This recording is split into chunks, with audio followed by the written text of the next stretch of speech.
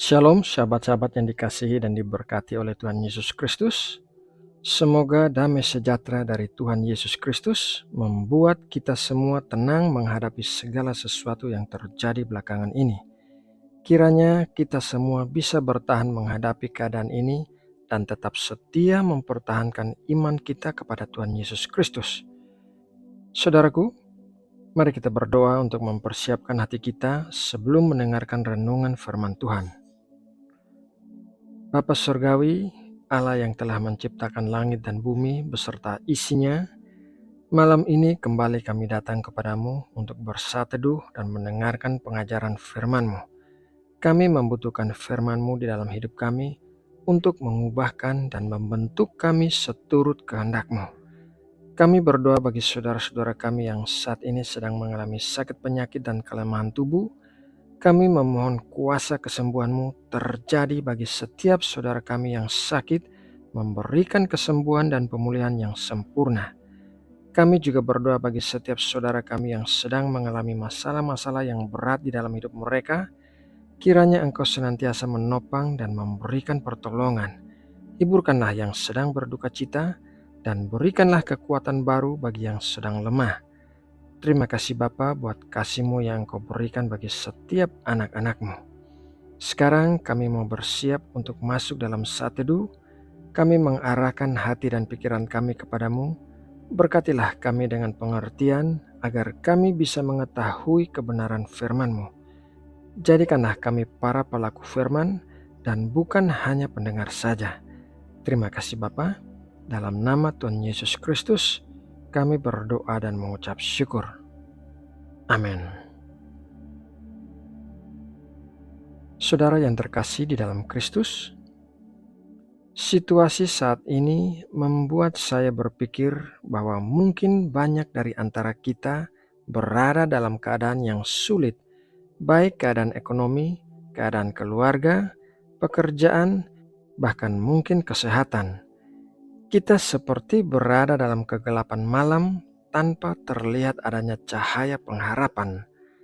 Banyak dari antara kita berpikir, bila manakah semua ini akan berakhir dan keadaan sulit dalam hidup kita akan berubah menjadi lebih baik?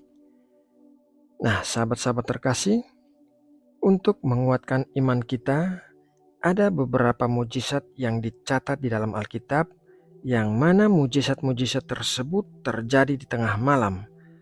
Mujizat-mujizat yang terjadi di tengah situasi penuh kegelapan terlihat seperti tanpa pengharapan dan bahaya ada di depan mata dan tidak ada jalan keluar. Mujizat yang pertama kita bahas ada dalam Keluaran 11 ayat 12 mengenai Paskah. Bangsa Israel telah tinggal di Mesir selama 430 tahun dan diperbudak serta dianiaya dengan keras oleh bangsa Mesir sampai waktunya Musa diutus Tuhan untuk memimpin bangsa Israel keluar dari Mesir. Dan dalam prosesnya telah terjadi 9 tulah di Mesir, mulai dari air menjadi darah, katak, nyamuk, lalat pikat, penyakit sampar pada ternak, bara, hujan es, belalang, dan gelap gulita selama 3 hari. Pada tulah ke-10 yang terjadi adalah kematian setiap anak sulung manusia dan ternak di tanah Mesir. Untuk terhindar dari kematian anak sulung mereka, kepada bangsa Israel diberikan instruksi untuk mempersembahkan anak domba seperti yang tercatat dalam Keluaran 12 ayat 5-8. Anak dombamu itu harus jantan, tidak bercela, berumur 1 tahun. Kamu boleh ambil domba atau kambing. Kamu harus mengurungnya sampai hari yang ke-14 bulan ini. Lalu seluruh jemaah Israel yang berkumpul harus menyembelihnya pada waktu senja. Kemudian dari darahnya haruslah diambil sedikit dan dibubuhkan pada kedua tiang pintu dan pada ambang atas pada rumah-rumah di mana orang memakannya. Dagingnya harus dimakan mereka pada malam itu juga. Yang dipanggang mereka harus makan dengan roti yang tidak beragi beserta sayur pahit. Pada waktu tengah malam, waktu di mana bangsa Mesir mengalami tulah ke-10 berupa kematian anak-anak sulung, bangsa Israel mengalami mujizat perlindungan dari Tuhan lewat darah anak domba yang dioleskan di kedua tiang pintu dan ambang atas rumah mereka, serta daging anak domba yang mereka makan.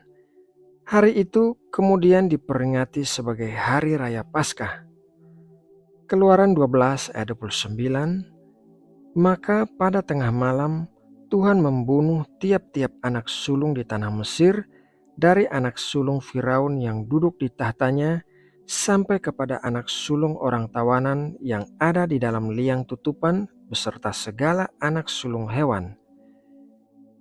Juga Ibrani 11 ayat 28, karena iman, maka ia mengadakan Paskah dan pemercikan darah, supaya pembinasa anak-anak sulung jangan menyentuh mereka.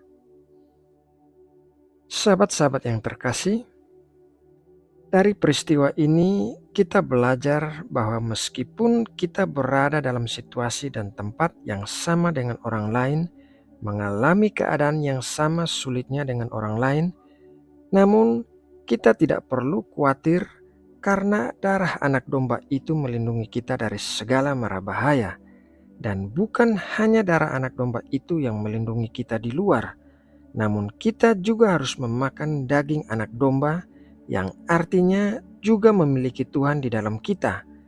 Dengan demikian, kita akan selamat dari segala situasi yang sedang terjadi di luar sana.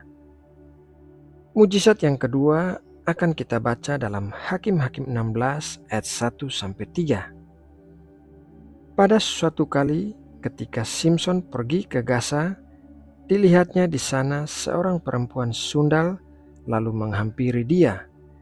Ketika diberitahukan kepada orang-orang Gaza, Simson telah datang ke sini, maka mereka mengepung tempat itu dan siap menghadang dia semalam-malaman itu di pintu gerbang kota. Tetapi semalam-malaman itu mereka tidak berbuat apa-apa, karena pikirnya, nanti pada waktu fajar kita akan membunuh dia. Tetapi Simson tidur di situ sampai tengah malam. Pada waktu tengah malam bangunlah ia, dipegangnya kedua daun pintu gerbang kota itu dan kedua tiang pintu, dicabutnyalah semuanya beserta palangnya, diletakkannya di atas kedua bahunya, lalu semuanya itu diangkatnya ke puncak gunung yang berhadapan dengan Hebron. Bangsa Israel melakukan apa yang jahat di mata Tuhan, sehingga Tuhan menyerahkan mereka ke dalam tangan orang Filistin selama 40 tahun. Pada masa itu lahirlah Simson. Simson sering membuat masalah dengan orang Filistin, sehingga suatu saat ketika Simson sedang ada di Gaza, orang-orang Filistin mengepung tempat Simson berada dan berencana untuk membunuh dia pada waktu fajar. Namun karena Simson berada dalam pengurapan dan perlindungan Tuhan, entah bagaimana Simson mendengar rencana jahat itu, sehingga pada waktu tengah malam Simson bangun, mencabut pintu gerbang kota, meletakkannya di atas kedua bahunya, mengangkat pintu gerbang itu ke puncak gunung dan menghindari orang-orang yang akan membunuhnya. Dari peristiwa ini, kita belajar bahwa meskipun kita berada dalam situasi malam yang gelap dan dikelilingi oleh musuh, namun Tuhan akan memberikan kekuatan untuk pembebasan kita. Kita dapat berharap dan percaya kepada Tuhan, meskipun kelihatannya mustahil bagi kita untuk meloloskan diri dari musuh-musuh kita dan maut ada di depan mata. Mujizat yang ketiga ada dalam Rut 3 ayat 8. Pada waktu tengah malam dengan terkejut, terjagalah orang itu, lalu meraba-raba ke sekelilingnya, dan ternyata ada seorang perempuan berbaring di sebelah kakinya. Kitab Rut menceritakan tentang seorang perempuan Moab bernama Rut. Rut adalah menantu Naomi, seorang perempuan Israel yang tinggal di Bethlehem, namun mengungsi ke daerah Moab ketika terjadi kelaparan di tanah Israel. Ketika anak laki-laki Naomi, suami Rut, meninggal, maka Rut mengikuti Naomi kembali ke Betlehem. Sendirian di tanah yang asing, tanpa suami, tanpa sanak saudara, hanya memiliki seorang ibu mertua serta harus bekerja keras untuk penghidupan mereka, tentulah Rut mengalami hari-hari yang berat. Ini adalah waktu yang gelap bagi Rut. Namun, satu mujizat di tengah malam telah mengubah hidup Rut. Ketika Rut menuruti nasihat Naomi untuk berbaring di kaki Boas, pada waktu tengah malam itu, Boas memutuskan untuk menebus Rut dari kehidupan sulitnya. Dari peristiwa ini, kita belajar bahwa saat ini Anda mungkin merasa sendirian dan kesepian. Mungkin Anda belum menikah dan merasa tak seorang pun ada untuk Anda. Ini bisa menjadi saat yang gelap dalam hidup Anda. Namun ini bisa juga menjadi waktu di mana Tuhan membawakan kepada Anda seorang pasangan yang luar biasa. Jaga iman Anda kepada Tuhan sementara mempercayai Dia untuk menjadi penebus dan penyedia utama Anda. Nah, sahabat-sahabat yang dikasihi dan diberkati oleh Tuhan Yesus Kristus, semoga Anda semua diberkati dan dikuatkan oleh renungan ini. Jangan menyerah dan teruslah percaya kepada Tuhan. Di masa-masa tergelap dalam hidup kita, mungkin saja tiba-tiba terjadi mujizat yang mengubahkan hidup kita. Tidak ada yang mustahil bagi Tuhan. Mari kita berdoa untuk menutup renungan ini.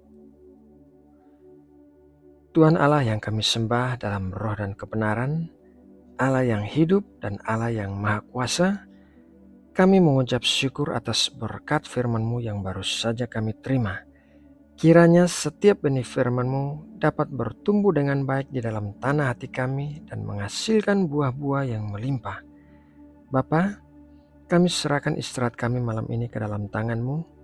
Lingkupilah kami dengan perlindungan malaikat-malaikat-Mu, sehingga kami terluput dari segala sesuatu yang jahat. Jauhkanlah kami dari pencobaan-pencobaan yang bisa membuat kami terjatuh ke dalam dosa. Cukupkanlah setiap keperluan kami, sebab Engkaulah Allah yang memelihara kami. Terima kasih Bapa. Kami juga berdoa bagi bangsa Indonesia yang kami kasihi ini. Kiranya berkat damai sejahtera-Mu tercurah bagi negeri kami. Kiranya Engkau memberikan keamanan di seluruh penjuru Indonesia. Berkatilah juga para pemimpin Indonesia saat ini dan para calon pemimpin Indonesia. Kami percaya Engkau akan memberikan pemimpin terbaik bagi negeri kami. Terima kasih Bapa. Dalam nama Tuhan Yesus Kristus, kami berdoa dan mengucap syukur. Amin.